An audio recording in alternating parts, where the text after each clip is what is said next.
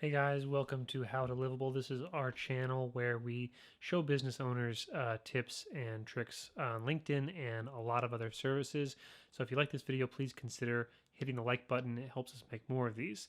Let's get started into asking for a recommendation on LinkedIn. How do you do it? It's pretty simple actually. All you have to do is go to the person's page who you want the recommendation from, scroll all the way down to the recommendations section and ask for recommendation. I'm going to select the relationship, which is, let's pretend that I did some work for Michael at Cleaver Creative. Hit next, and then customize your message however you want it. Super simple. They used to hide it, and now it's a lot easier to find.